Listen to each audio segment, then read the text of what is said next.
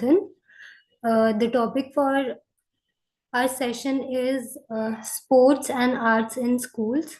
Are they just extracurricular or are they core to the education policy of India?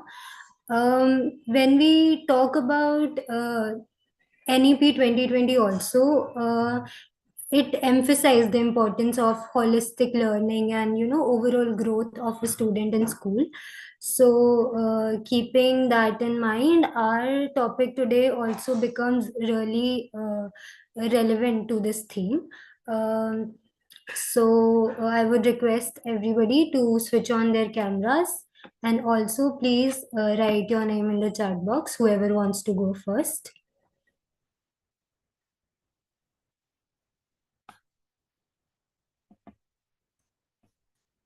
All right, so I would like to invite our first speaker for today, that is Rahul. Rahul, please. I hope I'm audible and visible as well. Yes, Rahul, you are. Please go ahead. Okay, thank you very much for giving me this opportunity. I would like to also extend my, uh, wishes to everybody. Happy New Year, guys. Uh, on today's Policy Manthan session, we have a topic that is sports and arts in school, extracurricular or core to the education policy. Now, this is a very vast topic, and it needs a very important, it needs more importance and our views on this because sports and art and education can are an integrated thing, and what we have done in past few years have that we have separated it into different forms in different and we have kind of neglected the to both aspects, sports and art, and kind of focused more on the academia part of it. Now, I'd like to give a few data that I have gathered for myself. Recently, I was getting I read the data of Puma Nelson. They are kind of a survey that surveys the Indian education system and the time that I invested into the sports by the Indian students. So according to them, the average time that an Indian student kind of grows or gives to the sports is 86 minutes, which falls very short from the WHO recommended 420 minutes a week. Now, this is very concerning because we are not approximately equivalent to 100 minutes. Uh, Recently, I was also watching something on YouTube, and a very interesting thing came across my feed. I was watching Mr. Javed Akhtar Saab. He told us that he told on that interview, it was a kind of an interview. He told us that if in today's era, if you give any student uh, something to, like, if you give a task of to any student to draw something, what most of the student or maximum 99% of the students, what they do is they kind of draw a picturesque landscape in which there will be mountains, sun will be kind of rising in between of the valleys, there will be a straight river that is coming from it, and a house will be there, some crows will be kind of flying in the sky in the landscape. And he told us that this is what is the basic average, this is what will be the response of average student, and this was very concerning to, in fact, because what we are doing, what is happening is that the creativity part is also lacking in the to the Indian students. Now, I mentioned both of this fact because uh, art and sports are both necessary for academia as well. I have my points, but before that, we all need to know that anything exceptional that breeds, that comes out, they do not comes out at the center of the things, they come out at the fringe of the things, with the interference of two things. Now, you will get to the interference of that when you have clear conceptual clarity as well as creativity in yourself.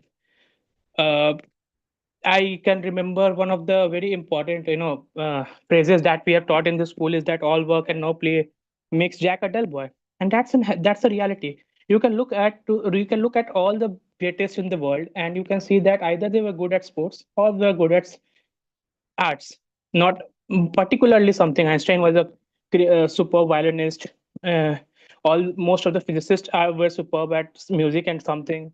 Great people are either good at sports or musical instruments. So what I want to put here, what I want to say is that art and sports both enhance creativity and academia. So this is why this it is very important. Now coming to the points that I have to make is that students that participate in physical, now coming to sports part, I'm stating this, that students that participate in physical activities experiences better mental health, you know, they lower stress and enhanced academic performance. This is a well studied thought, and it actually improves a lot while giving this. Now uh, coming to the current scenario, while we have seen that NAP has came, NAP 2020, it has kind of given a center stage to both of this. You know, art studies related, integrating art and sports with education. Now, I also personally think that it's a great initiative. We have seen things. We have we do had policies in before about sports and art and integrating them, but this time it takes the center stage, and it is very beneficial for the people, for the students as well. Now, most of the students do not participate in all of these things is because the at the school level, they had either preparing for some competitive examination to get into some good colleges, which by means cut their time into extra in these extracurricular activities by very shortly. One most thing that one reason that I see that people students nowadays are not participating is because lack of infrastructure. uh, One more thing, I would also like to add that money sometimes also plays a very vital role, because when you play some good sports also need money backup, and that is one of the reasons that students kind of give away their dream of becoming a sports person. And again, not a good career, a career less sparkling. I know you can counter me on the fact that we have Virat Kohli as well, but I would like to say that we have Sunil Chhetri as well, somebody who is far more great footballer, who has parallels with the world, greatest, and has not been appreciated in our own country, is one of the reasons that people are lacking their motivation to go into sports. So I personally believe that in this few years, when the government has been serious with some of the things like Fit India initiative, which aligns with NEP, which says students to kind of integrate their studies with health, and have a healthy and a very holistic learning, is something that I say. Recently, I've also seen that the investments have been made. Initiatives like Khelo India and the National Curriculum Framework of 2023 talks about sports, integrating sports with education. Apart from this, I also have researched about one thing. Can I give me a second? National Sports Development Fund and Khelo India. What are they doing? They are targeting the talent identification. They are improving infrastructure. They are promoting sports as a career as well. So these are some of the beautiful initiatives that has been taken by the government, and we are seeing this. We are seeing we are seeing because we have seen a career growth. Our performance, nation's performance, getting good in Paralympics and Olympics. So these are fruitful things. These have been made by the government of India. One more thing I would like to add is, according to UNESCO, industrialized countries put education as well as sports, they give an equal emphasis on both, because they kind of know that they recognizing their combined contribution to nation building. So I would like to give a few important points that why these are necessary. Sports integration of sports and art. Few of the points are, very first, diversification of experience. A person who pursues sports or arts have a diverse experience in a lot of things. He will get experience about creativity, but life. Second, I would like to mention that development on social skills. A person who is interested in sports or art or extracurricular activities we have generally seen they have a good communication skill, they have good social skill, and I am the fine example of it. Being a board student, when I kind of get into some of my creative parts, I got good into my social skills. Now it is also a preparation for their future. They know it brings back the balances between academic and personal life. It fosters creativity. It develops multi intelligence, because after all, it's a creative thing to do either sports or arts. It strengthens new skills, and it enhances self-esteem confidence. What are the advantages? I would like to mention a few advantages, which are, it helps in personal growth. Second, it helps in discovering their passion. Somebody can be good at, somebody can be good at sports, some are very good at their creative parts, so it helps them to identify it.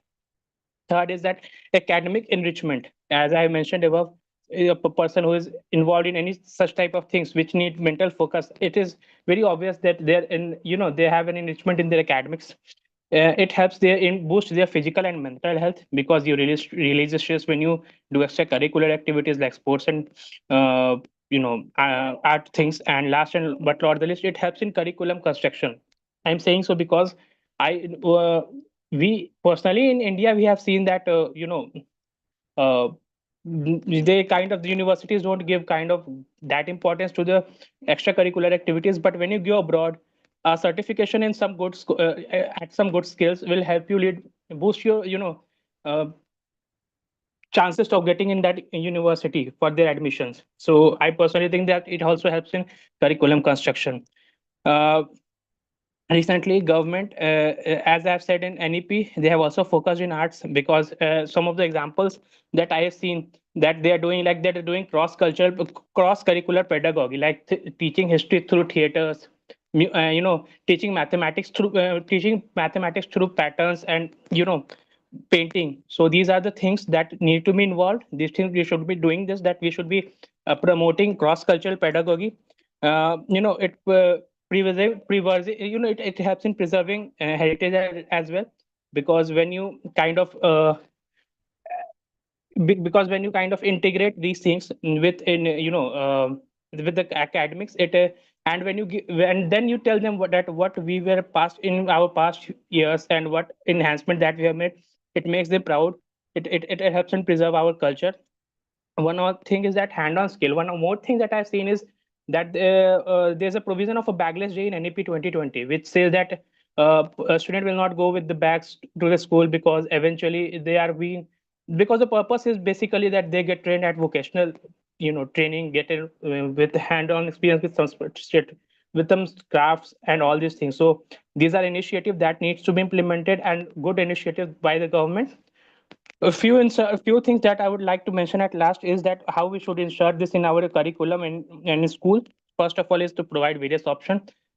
When it comes to sports and art, students generally get a very limited options with themselves to either do painting, you know, or do you can run at cricket, football.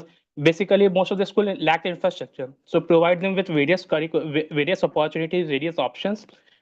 Provide the time flexibility. Make sure that these engagements are within the time limits of school, not after the time, because it after the is timing of the school, because it kind of creates a hurdle for a student to join that. One more point is provide a clear communication when you're teaching something, especially if it is creative. A clear communication is very important. It helps with them to kind of foster these things very clearly. And last but not the least, continuous assessment. If eventually only teaching will not lead us to everywhere, a constant continuous assessment is necessary for the students, so that we can evaluate whether they are learning or not. So with all these things, I'd like to conclude that these sports and arts are the basic, as I mentioned earlier, it is a basic part of the pedagogy. It helps a student to gain more, and we need to shackle out. We need to chain out ourselves from that old, sayings that eventually sports will not take you anywhere and all. Things are changing. Developed nations are Since developed nations are investing in these things, so we should be doing also in our nation as well, so that there is a holistic growth of student, and they get a fitter and a more creative life. So that was my part. That was for my part. Thank you very much for giving me this opportunity again. Thank you.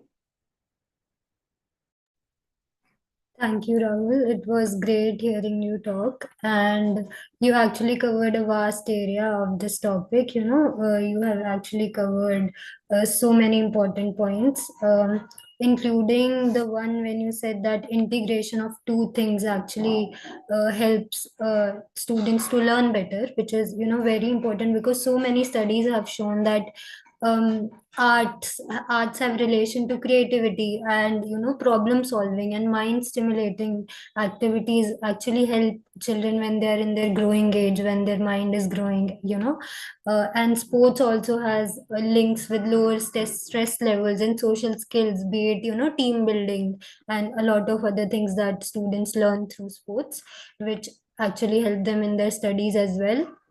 As you have said, so many important uh, I won't say important, very knowledgeable personalities are not just good at one things.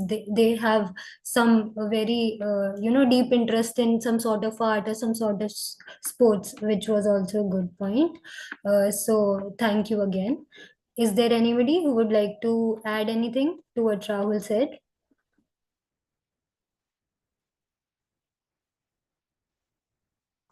Okay, yes, please go ahead, Navya. Hi, yes, am I audible? Yes, you are. Yeah.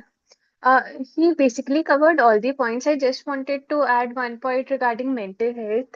As we know that nowadays there's a lot of performance pressure, and school also gives sort of academic stress. So something like arts and sports always help people release their tension and make the, as you said, lower their stress levels. And again, as everyone is saying, it also helps us in learning life skills, as academics can teach you the hard skills which will help you in securing anything, a job or something. But to be a, I would say, active member of the society, it is really hard to do something like an extracurricular activity or sports which teaches us these skills. And the psychologist, Gardiner, also talks about there are 8 types of intelligence, in which he also includes related to something related to as music intelligence. So it is not only that if someone is very good academically, then only it matters. People can be good in sports and extracurricular as well. Yeah, that was. Thank you. Thank you for that perspective, Navya. You added good points. It was really going with what Rahul had said, and you added value points to that. So thank you. Moving forward, let's invite our next speaker, which is Nishtha. Yeah. Am I audible? Yes, Nishtha. Okay. Hello, everyone. As today's topic is about sports and arts in the education policy, so I would like to talk about the evolution first. Like in the traditionally, it was seen like the arts and sports, it was not considered as a main focus of education. It was considered as a leisure activity maybe, or an activity that is followed by the people who are not like good in studies and all. Therefore, there was not much attention given in the policies as well to the arts and sports arena. But with, as you also specified, that with the upcoming of NEP, it talks about holistic development. Like with the upcoming of NEP, we have courses like value additional courses and skill enhancement courses in colleges, which offers the subjects like creative writing or physical education, digital empowerment, and all. So this is a transition, but there is a problem on the part of implementation. Like when we talk about implementation, due to lack of infrastructure and faculty in colleges, it is not properly implemented. Like there are a plethora of courses that are provided. Like if I talk about DU, there are a lot of courses that are present under SEC and BSc that a college should offer. But it is not able to offer it. Either it is not having vacant classrooms, or it is not having the proper faculty to teach it. So when we talk this out, whether HOD or stuff, then they ask us either you match your timetable and go to the other college where it is available, which is really a task to do, because many a times colleges are not like side by side, and you have to travel a lot to do that. So for that, it is a problem. The second problem that I felt like Rahul also mentioned about funding.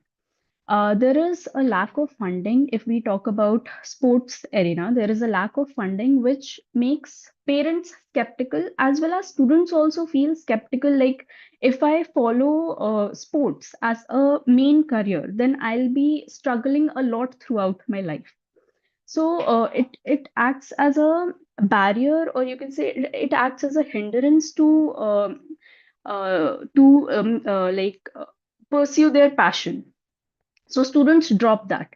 And parents are also in a way of that thinking that you will have to struggle a lot and you will not be able to secure a future if you are not extraordinary in that particular thing.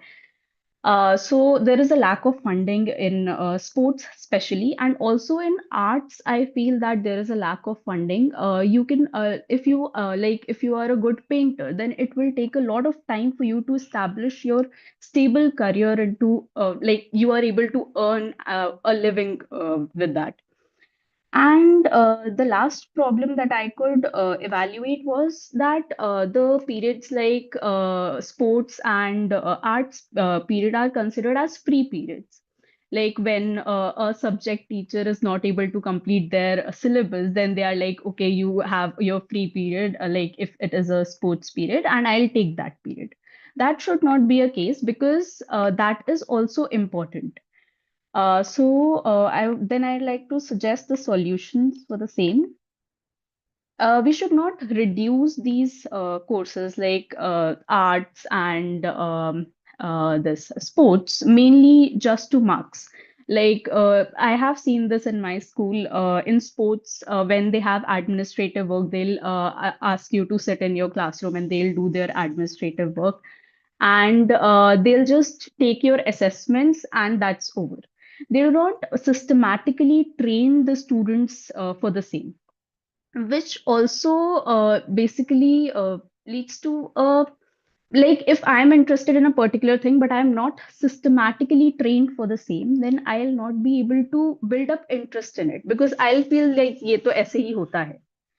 So I feel that is a thing that there should be a systematic training for each and every subject, like it is for the main courses like math, science, etc. Then I would like it should be at the core of education policies, and there should be choices which are accessible by the students. And proper funding should be made in these areas, and infrastructure should also be strengthened so that students are able to pursue, and we don't let our potential youth's talent go waste. Yeah, this was my thought. Thank you.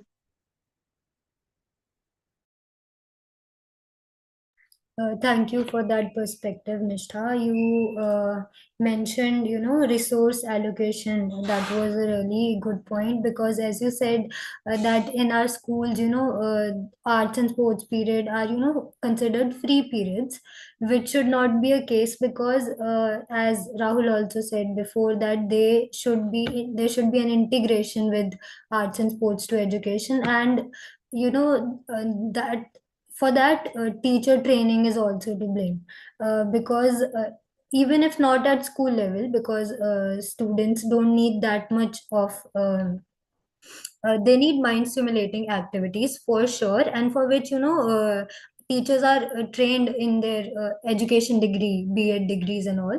But when we talk about colleges, as you said that in DU there are add-on courses but for which there are no classes available, and also there are not trained teachers as well because NEP has suddenly shifted the focus to multidisciplinary approach. But the teachers, professors, they have gained traditional knowledge. They are also not they are not clear on the terms of multidisciplinary approach and how to take it. It will have a bad impact on resource allocation as well because resources are to be shifted to teacher training also, which is not happening. So that was a good point there. Is there anybody else who wants to add something?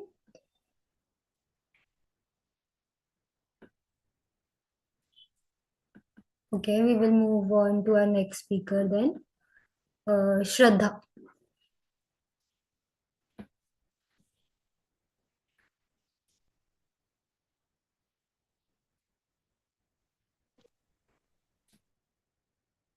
Hi, good evening, everyone. Happy New Year.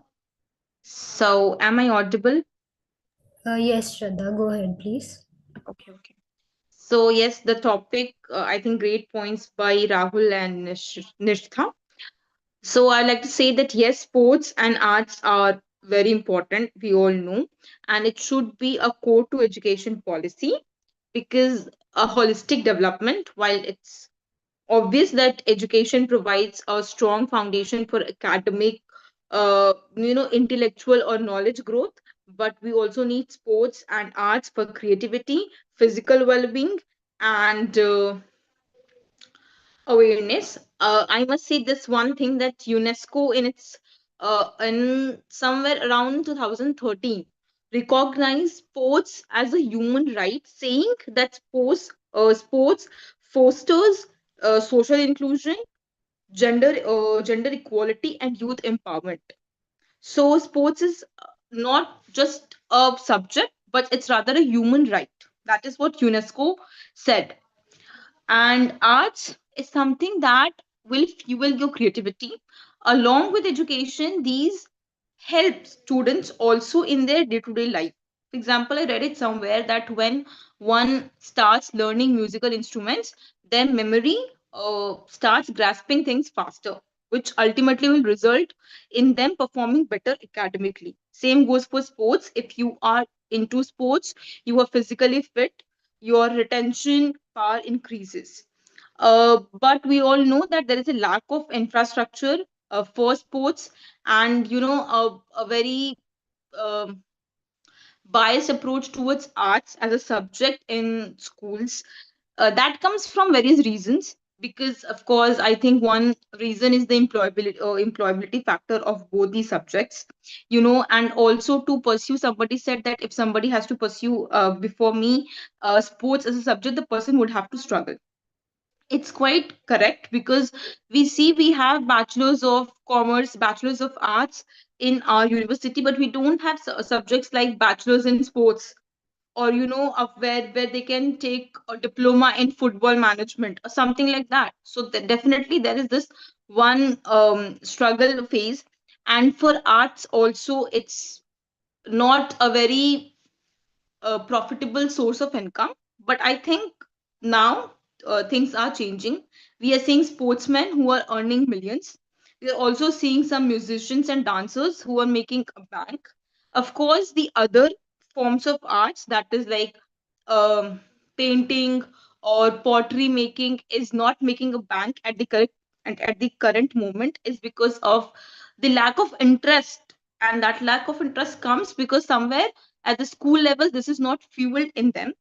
I remember there is this one great TV show of the 90s, that is Hip Hip Hooray, where they showed sports and arts as a subject along with the others in the school curriculum. Like I remember the students had periods and matches for football and basketball, whereas they used to have regular arts classes where they used to paint and express their thoughts. I think that can be an inspiration for many to pursue their dreams. Now, coming to the factor why this lacks, there is one data which says that a lot of schools, even in urban and rural, lack basic ground facility. Schools do not have ground, they are just mere buildings. Students do not have access to the ground, they cannot play. But of course, I said because of NEP 2020, now we have physical education as a subject where students are motivated to take it and pursue their interest. So infrastructure problem is one thing. Second is the societal stigma, which will take certain some time for people to come around that yes, sports and arts can also be careers, can also be subjects, and should be given equal status along with other academic achievements. For policies, I would say that the government should make it necessary for schools to have grounds, at least certain. Like you cannot be classified as a school or you cannot be given that affiliation if you do not have one ground. I think that can be one policy where schools would start taking this seriously. The second, in America, if you see in the US or the European countries, they have these sports as sports are given massive attention. And what they do is basically they train their students in sports, football, rugby. They organize matches in stadiums, sell tickets. There are people who buy these tickets, come and generates a source of revenue for schools. I think in this way, the schools also get incentive that if they can sell tickets, they can somehow earn revenue from their sports team. It can be a great thing if if such kind of thing is also in the Indian schools, where the schools are motivated that yes, we can go for art exhibition, where we can showcase our students paintings and drawings, make a revenue out of it, give it to the students so that it can also benefit them. There is one monetary incentive attached to it, and once a monetary incentive is attached to anything, automatically interest starts generating in students or parents. So that can be one thing that we can take. We can also see this, that all of the Southeast Asian countries, they have mandatory sports where students will have to participate in sports, like fencing, swimming, and these people, they go on representing their country at national and international level. Whereas if we see in India, it's very less. We don't have great people in football. Like football is not even a right now a best sport in our country. It's only cricket and the fever of cricket. So we can change that stigma around it. So funding and the government rules and regulations, for the having ground, and some we can also educate teachers. We can make social sports teachers. We can provide them incentives so that there is sports teachers are willing to take up schools, and kind of employment generation for both of them. And in this way, I think we can make it in a core education policy. That's Thank you, Shraddha. That was a really great speech from your side, and you actually gave policy-oriented solutions, which was really great to hear. You mentioned that without sports ground, the schools should not be affiliated, which was a really great solution because a lot of government schools do not have structured or operational grounds where students can actually go and play a sports professionally. So for that they need dedicated grounds, and that was a really great policy solution, and it should be implemented. So thank you for that approach. I see Shreya has raised her hand, so Shreya, please go ahead. Am I audible? Am I visible? Yes. Yeah. Happy New Year to everyone. As we discuss our topic, Ashwata said, so she said very important points, and one of the points that I liked was that mandatory, because if we don't introduce and if we treat them as extracurricular, as the name suggests, something as extra that is coming to your plate or that is coming to education, no one would take that seriously until and unless you make that a proper part of the routine, just as you treat every subject. Just as teachers say students that you can't miss physics class, but you can miss your sports class, so nothing a big deal. So when that attitude changes, when it is integrated and it is made, that it is given that importance and that significance which is actually required. So that was a very important point. If we treat sports and arts as extracurricular, things won't change. We will be treating that as extra only, not something that is integrated and mandatory. So that was what I wanted to add. That was a very good point.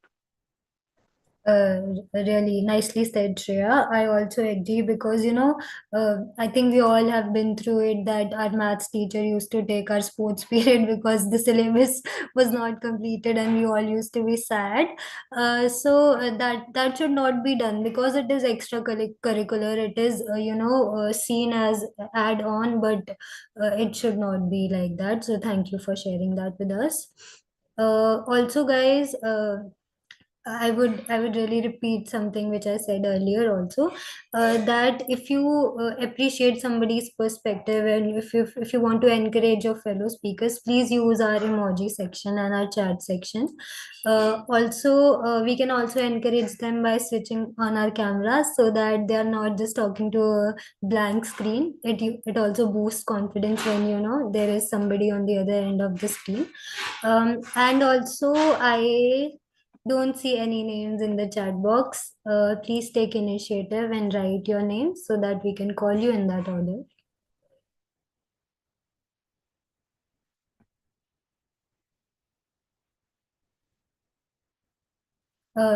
Okay, I have a name here, Vani.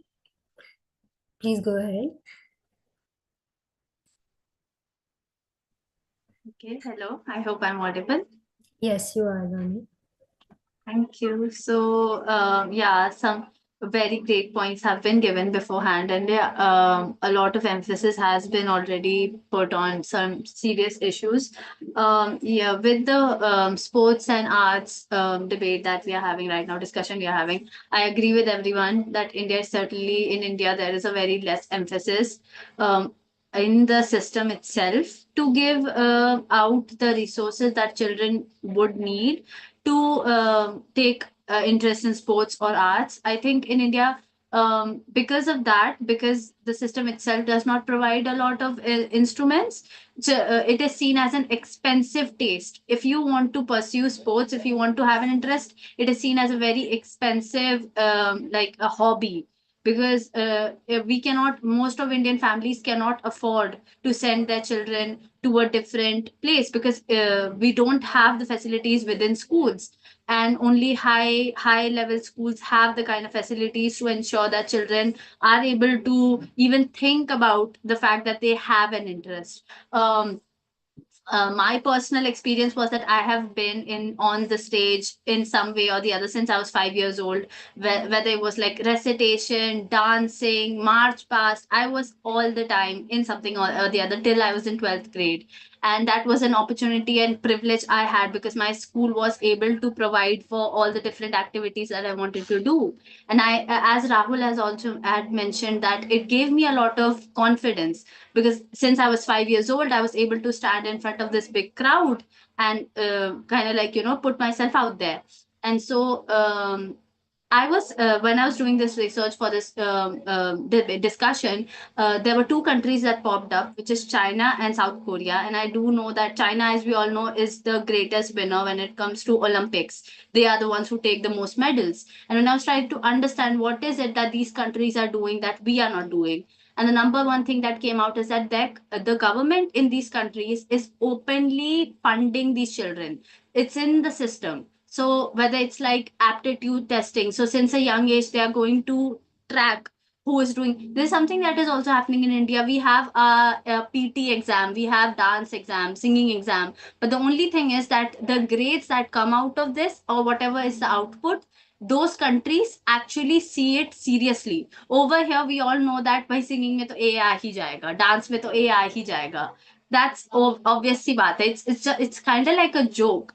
But over there, if a child is getting a A, it is taken seriously, it is noted down, and they are kind of taken into the portal, into the system. And so the government is going to fund for these children. They are going to provide whatever the child needs, and that's how these children grow up and represent their country in Olympics. And so it's not that hard because India has Khelo India system and initiative. But if we were to look at what is happening with the money that is kind of assigned for the initiative, some states are given a larger amount while other states are barely getting any amount. And so there is a lack of distribution in funds. There is no transparency, there is no accountability. So if I were to say that why can't India, why can't our government take care of these children the way these countries are? People have the argument that this country has a different economy. No, India, yes, of course, economy is different. I'm not saying that we can match what China is doing. No, government is different, society is different, finance is different. But what is the bottom line is that the government is taking care of these children. India can also do that. We have to just be, there has to be accountability. How is money being given? And so when money problem is dealt with, there has to be accountability on the other side, which is the money even being used for what it is supposed to be? That is also not happening. There are instances where money is being given but the schools are not using it.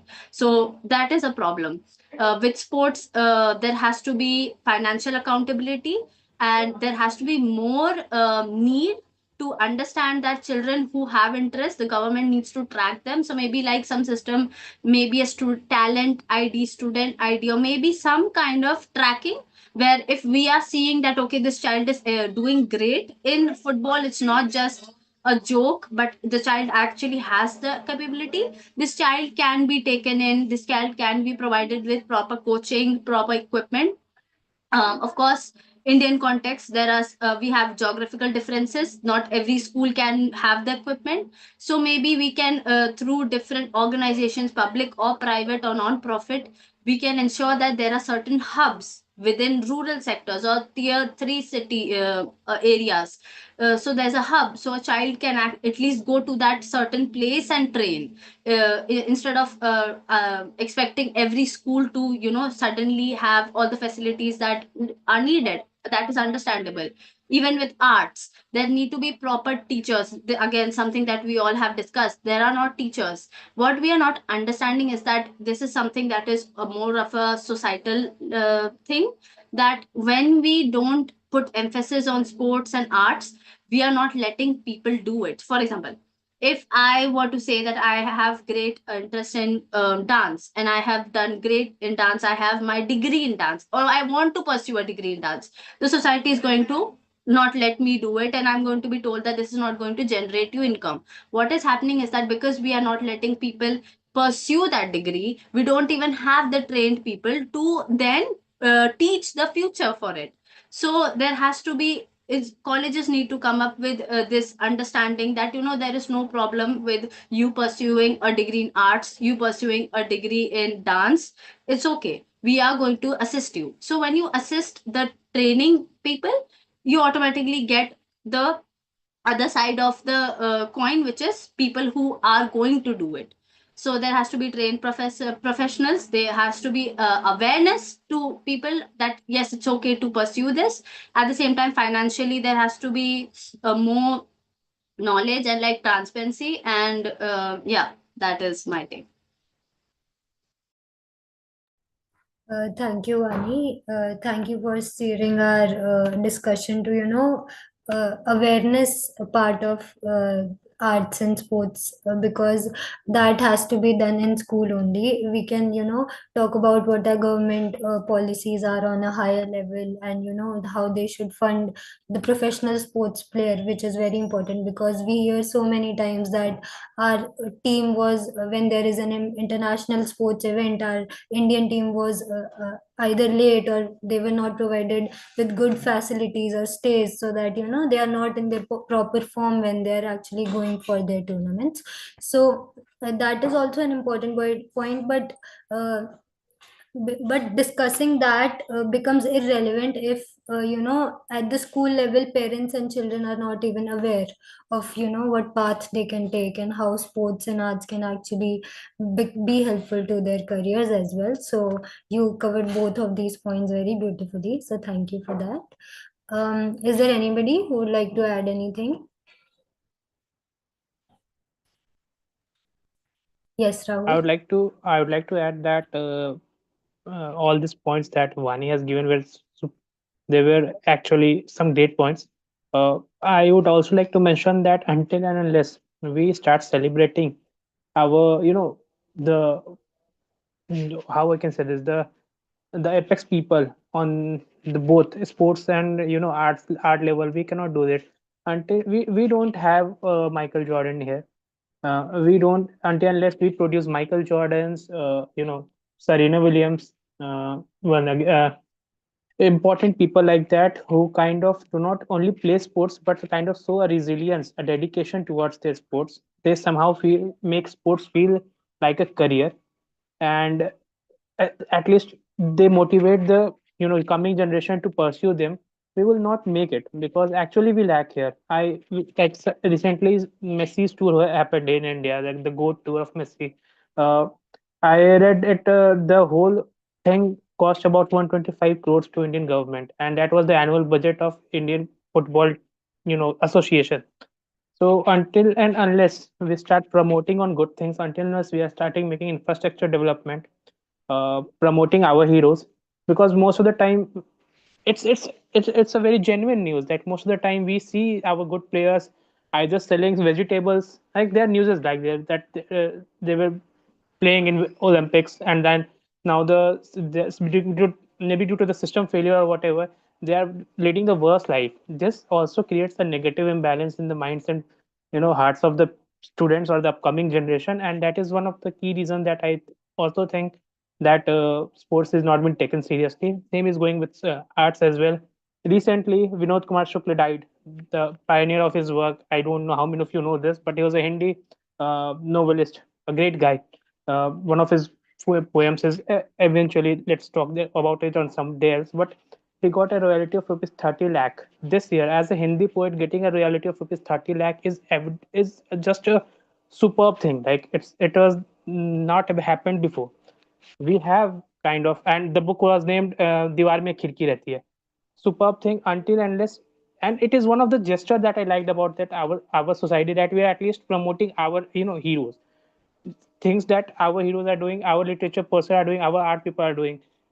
We don't know lyricist of our great lyricist of our time. Most of us they maybe not knowing this. Most of us have not heard about the great novelist in Hindi at the present time. I can also bit about the past also.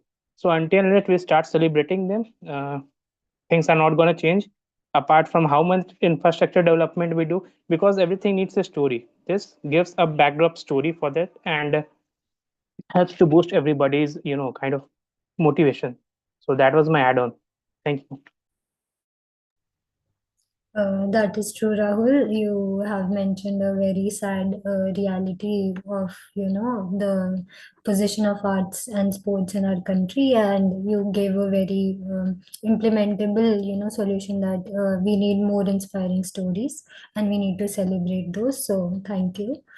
Um, Shraddha, please go ahead. Yes, I just wanted to add that yes, I agree with Rahul, whatever he said, that we need to celebrate our heroes, and somehow, the only sports that is celebrated in our country is right now is cricket, which is like worshipped in our country. The cricketers are worshipped in our country, but it is not same for the sports like um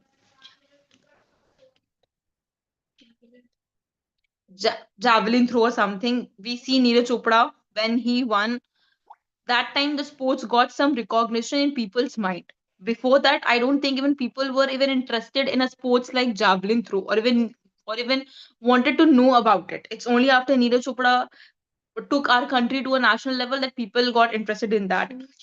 And like we have so the Lionel Messi point, I would like to add one thing is that somehow making a statue of Lionel Messi, inviting him, it really, I don't know about the exact figure, what Rahul said, but we also have our own footballer, Sunil Chhatri. He isn't that celebrated in our own country as Lionel Messi is. Something that is not even relevant to our own economy, and not let's and the ones like Kita Fogat or Babita Fogat. So I think yes, we need to celebrate people. We need to give them respect, for people to take them seriously, and for people to be interested in sports and arts as a subject. So the government can also make it mandatory, or a subject in the class 10 boards or 12, because somehow it is necessary. If you apply for jobs in international universities, they ask for extracurricular activities, and it's star marked. In the sense, you will have to have an extracurricular activity. Otherwise, they don't take your applications very seriously. So I think that's one point that I would like to add. Thank you, Shraddha. We will move on to our next speaker now, Shreya. Am I audible? Yes, Shreya, please go ahead. Okay. So, hello everyone. And as the topic says, sports and arts, extracurricular or core to education policy. So, talking about how sports and arts are treated, everyone has mentioned some points, and everyone has mentioned about investment and the problems and the policies that need to tackle this issue. When we talk about sports and arts and other extracurricular activities, as I told, the name suggests extracurricular, not something that's in the curriculum, but extracurricular.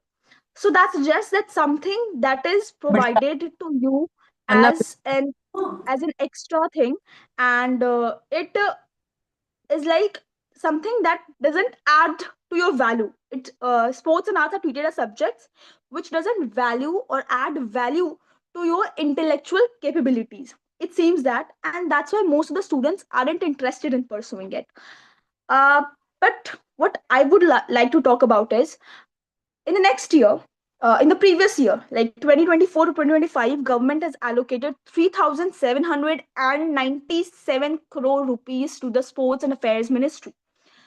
When we talk about schemes like Khelo India, we forget about schemes like education, Deen Dayal schemes that is promoted for athletes in the rural government and governmental areas. We forget about schemes like education and panchayat kriva kred or khel yojana, which is actually implemented at lower levels. So these are the schemes which actually are done by the government. So where the problem lies?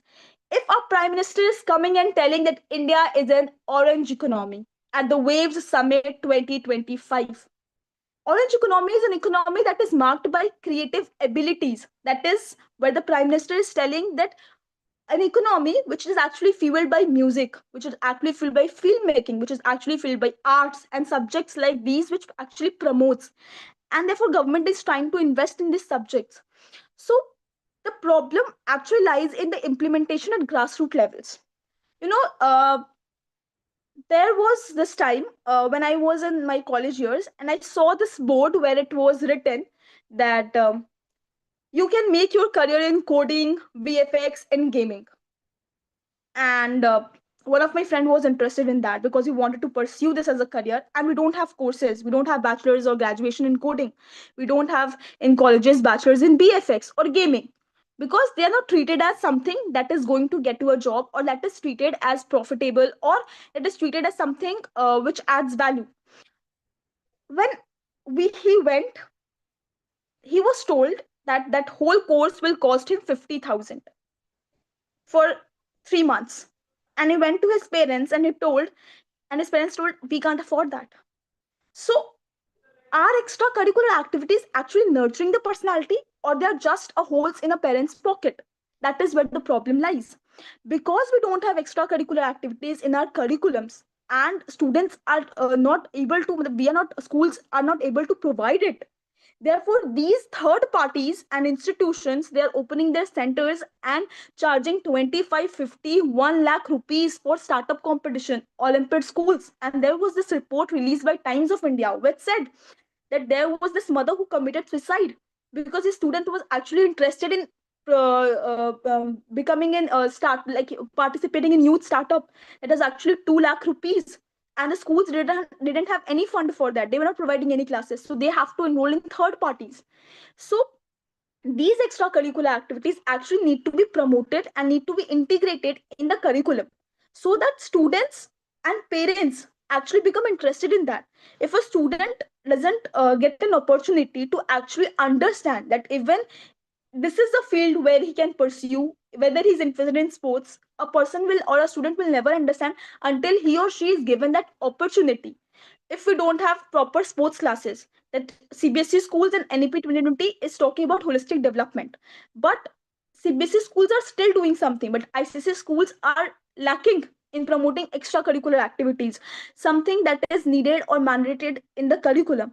If we have creative thinking classes, if we have gaming classes, if we have students coding classes for students, if we have VFX classes, if we have classes for music, not only music when we have annual functions, but music classes, then we don't need to actually have training session or teach them dance while having children's day or dance classes. We need to have proper yoga or zumba or anything that is actually promoting their holistic development and personality. So if we have these classes, parents would also be interested in promoting in sending these students, their students, to actually understand and regulate their skills. If a student is getting an opportunity, I like to give example of Lovely Professional University. Lovely Professional University has one of the most vast sports ground where they actually teach javelin throw. Shudha said that most of the people are not interested in javelin throw, so they have javelin throw, they have all the things, but they're charging 3-4 lakh rupees for this. And people are going there just because our government is not promoting sports at the rural areas. We are talking about students, but what about the disabled ones? There are also disabled ones, and these disabled ones actually have a talent for music, for and they have a better grasp on that. So we don't even have facilities for extracurricular activities, and for these activities to actually promote it in the curriculum for disabled students. There was this disabled student recently who was denied to actually go in the field of writing and creative writing and journalism, but now she has been given admission in Indian Institute of Mass Communication in Dhenkanal, which was a great initiative and it was lauded because we don't have these activities actually for disabled. And this is something that is wrong in the implementation part. The government is allocating 3,794 to the Sports and Youth Affairs Ministry. We have Kilo India initiatives, but we are not actually promoting these things at the higher, at the secondary and the primary levels. If we are having one class of music, code, gaming, coding every day in the curriculum, students would be interested in that. If our prime minister is talking about orange economy, we should have filmmaking, we should have production, we should have script writing classes, so that students actually understand that this is also a skill that I can utilize in my job, I can utilize in my things. When we go to apply jobs, we are asked over their extracurricular activities or something you have participated in, debates, competitions, dramas. But why it is asked in the CV if it is not being promoted? What about the government schools? We see that government schools are lacking in these things, in these extracurricular activities. They don't know, they are not having proper sports classes, they're not having proper arts classes, they don't know about subjects like gaming, VFX, video gaming, or any other things. So that actually needs to be done by actually, we can have public private partnerships. We can have private companies over there who actually partner with the schools and they organize workshops. We can have NGOs who are actually working in these sectors to actually organize classes for these students at a very low cost. Yes, we can charge students for painting, but at a very low cost amount, like 100, 200, 300, depending on the schools. We don't need schools like Mother Valley schools, or we don't need schools like Vasant Valley, and where students, only the students who are actually coming from a privileged background to get admission. And parents feel very parents are actually investing in those schools. They're giving 3 lakh rupees, 5 lakh 10 lakh rupees, because these students, these schools actually promote that we are having swimming classes, we are having basketball courts, we are having this. But why are parents need to actually pay 10 lakh for a basic thing, for learning sports, for learning painting, for learning pottery making, for having drama? Why can't these be integrated in the school curriculum? Why can't this be implemented at the grassroots and the lower root levels, so that parents who are not able to afford it actually are able to pay? And these are done on, like, these are actually, they are able to pay for it. They don't feel that okay, this is not the thing that my children would go for. That extracurricular activity should not become a thing which is only available for some section of society, and this can only be done through proper implementation and things from government. We can have community model initiatives, which was launched back in 2013, which was very successful in CBSE schools.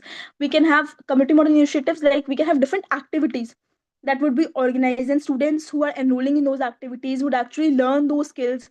And we have a regular examination of those skills, and students who are actually getting or having proper like getting a proper rank or thing in those extracurricular activities, they can be sent to competitions, olympiads, high school competitions, state level competitions, and government can fund those students.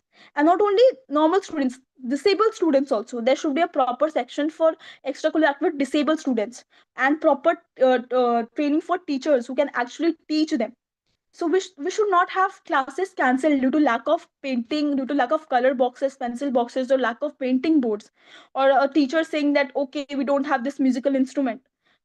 We don't need classes cancelled for that, where we have a physics lab with all the instruments there, and a physics teacher telling that you need to come to the lab, you need to do the chemical experiment. We also need a music teacher telling that you need to come to the music class and do this and take this seriously, because that would affect it. And students would get serious if we make these as a subject which would add to your marks. Like if a Like if a student is actually getting marks in that, a proper system of marks, then these can actually add to the moral of the students, that they are getting marks in that, just like other subjects, 95, 96. So we have a proper marking system for extracurricular activity. So extracurricular activity should be treated as curriculum subjects and not extracurriculum. So the name should be changed for marking a change in that. So that was my part. Thank you, Shreya. There were so many great points that you talked about. From the problems and implementation gaps, and identifying the grassroots level gaps which we have in our schools, which have to be taken care of. And it was filled with evidences and real life examples as well, which was a great part of your speech. Is there anybody who would like to add anything? Shraddha, please go ahead. Uh, I agree with all the points that Shreya made, but I have a question to ask. She said that somehow Lovely Professional University charges a lot and Vasant Valley charges a lot, or there are certain schools only for bureaucrats or something, something. I would like to ask her that yes, government is giving funds, and she mentioned so amount of some crores